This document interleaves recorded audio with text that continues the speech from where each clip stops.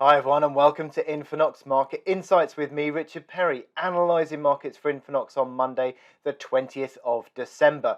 Now we've moved into the final trading week before the Christmas holiday period and risk appetite is getting shot to pieces. We've had a series of demand shocks that have come out over the weekend and have really hit risk appetite, and anything deemed to be higher risk is being sold off. And on Monday morning we've seen that the yen is the big outperformer. We've also got indices sharply lower, oil prices falling, we've got bond yields falling, the dollar generally a little bit positive, but broadly speaking it seems as though that markets are fairly much under negative pressure. We've seen over the weekend these demand shocks coming through.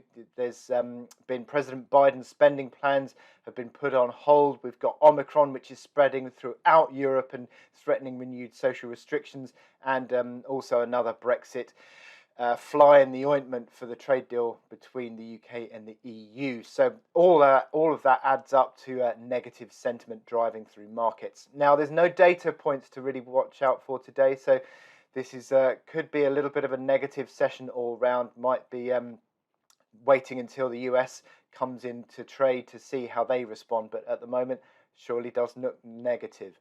So the charts I'm looking out for today, I'm looking at the cable chart where sterling is come under pressure from this Brexit news, and obviously also the risk negative aspect as well, but also looking out for how the oil price is falling away, starting to track lower again, and looks like a test of key support levels may be on the way. Similarly, we're looking at the SP Futures, again dragged lower through support levels, and looks like it's testing the big uptrend channel. So let's have a look.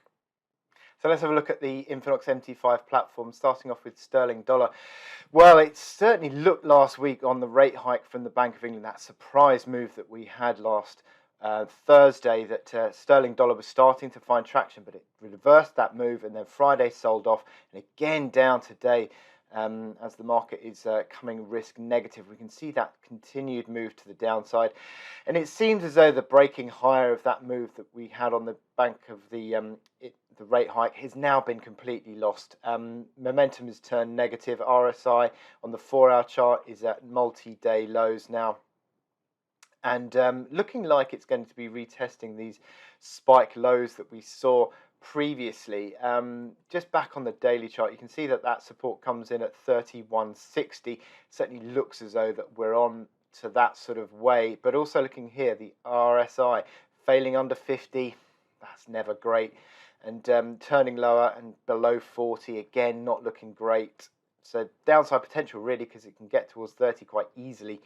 So now that this move is taking hold, it doesn't look positive for sterling dollar at all. Certainly looks as though it's going to be testing those lows. And the oil chart, well, it had been buzzing around. It had held support around the old breakout levels, near-term breakout levels around the 73.20, 73.50 area.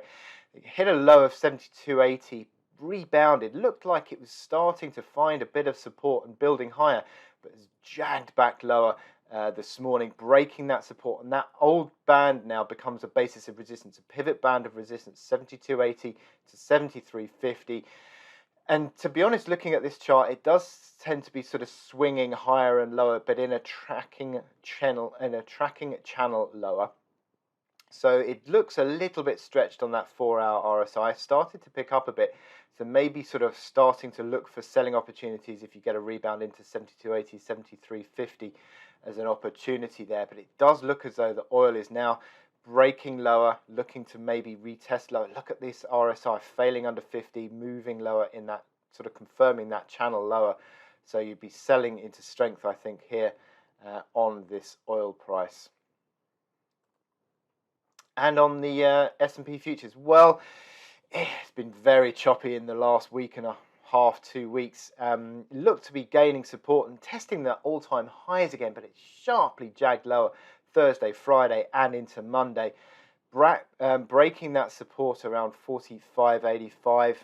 It now certainly looks as though it's on course to be testing the channel support of 45.10.